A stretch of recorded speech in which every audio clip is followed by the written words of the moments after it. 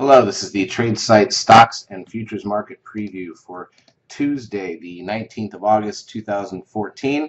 Here's a look at the ES Broad Market Futures contract on the daily chart, and you can see that we did have a day up a little bit here on Monday. We gapped up, which you can't really tell from this chart, into the session, and basically held the gap in a fairly narrow range. And I'll show you the intraday action in a minute. The afternoon and anything after the first hour in particular was really pitiful. And so we are in the August summer vacation mode. This is probably going to be the lightest week of the year, except for the week that'll happen between Christmas and New Year's. A lot of people out of town for summer break, even though some parts of the country are back to school already. But this is just that point where everybody's traveling and gone, and so the volume dries up, and we'll take a look at that in a moment as well. But in terms of the actual trading activity, the ES is now 6 bars up on the daily. We're heading towards that static trend line. Again, anything that happens in light volume activity doesn't typically mean a ton to me. Here's a look at the Nasdaq side. Here's the NDX. You can see the gap up here, and this is new highs on the Nasdaq side. If I go to the S&P cash index, you can get a better look at that. So we're near highs on the broad market, but again, without volume, it's hard to say how much any of this really should count. Here's a look at the stocks. The semiconductor index also up slightly today, very small amount, 2 points. The biotechs were up a little bit more and breaking out of this range, but again, you can see a big piece of it was the gap. All right, let's take a look at volume real quick. And there's a couple things to point out here, and again, focusing mostly on the fact that this is such a poor week. We did just, if you count a little bit of the aftermarket, we did squeak just over 1.4 million shares on the Nasdaq. That's the white dot here that ends the chart here on the right. You can see that our average 10-day moving average of volume has dipped now to 1.57 billion shares. So that's the lightest point of the year, except for the one dip you see in July, which had factored in that half day before the 4th of July that was under a billion. If you take that day out, that line doesn't dip like that. So this is definitely the lightest volume part of the year at this point. You can see last week, 4 out of the 5 days were all down here. That's the first time we had so many days crunched down by the 1.4 billion share total. And then, of course, Friday got a little help just because it was options expiration, but that's pretty pitiful volume, 1.7, less than 1.7 billion for an options expiration. So even that didn't really help much. So it's that time of year. Obviously, you see what we did earlier in the year. You can look at the 10-day moving average going back to the beginning of the year, where volume was actually averaging over 2 billion shares over 10 days. And it didn't start to dip really of any consequence until May, when we hit Memorial Weekend. And then June's been a little lighter. And July was pretty light, but this is it. This is the worst right here.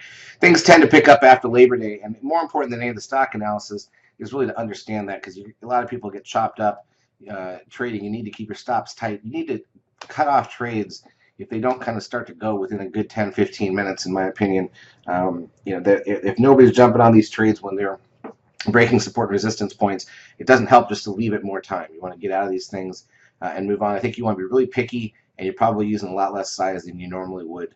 You really need to see something in the first hour or so trigger to get overly involved, because literally after 90 minutes, as you'll see here when I pull up the intraday chart, literally after 90 minutes today on Monday, look how flat we got. We gapped up. So most of the move of the day was the gap. We gapped up. We did push higher about 20 minutes in and drifted for another 30 minutes. But I mean, literally by drifting, talking about 4 points total on the ES. And then from that point on, the entire rest of the day, the last 5 hours, was basically stuck in the 3-point range on the ES. It was just completely flat. Nobody is here trading right now.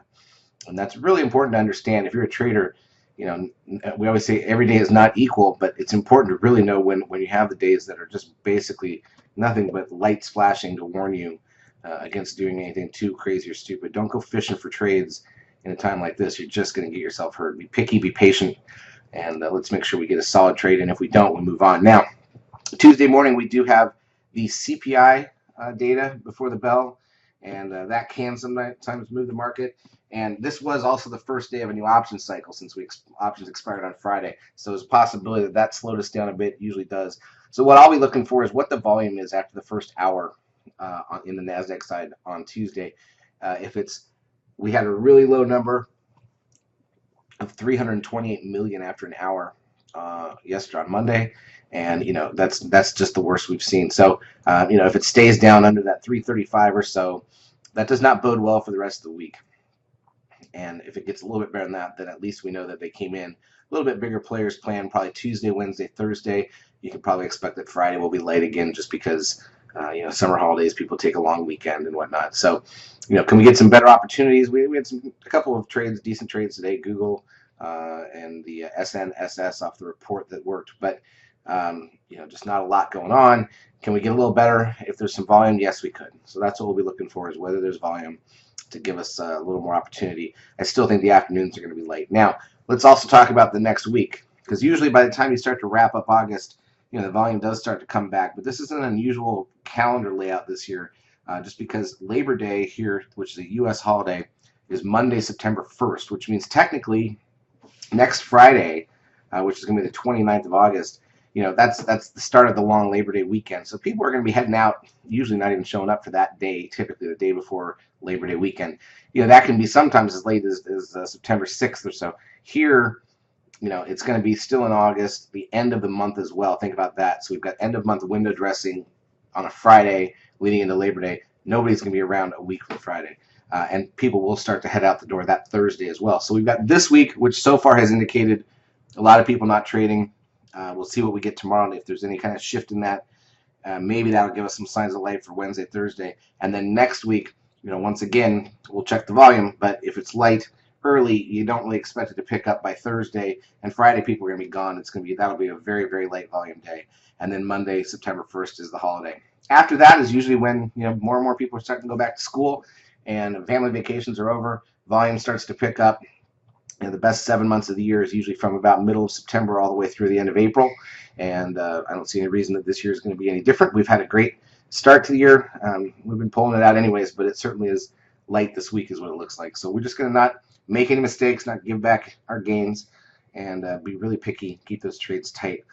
Rich is out all week, another person taking a family vacation, as he usually does around this time of year, smart enough to know when things are going to be too slow to trade, and so I'll be doing these reports all the way through the rest of the week until he comes back next Monday. Charts, as usual, brought to you by eSignal 11, and we hope to see you in the lab where we can help you out. Have a great day.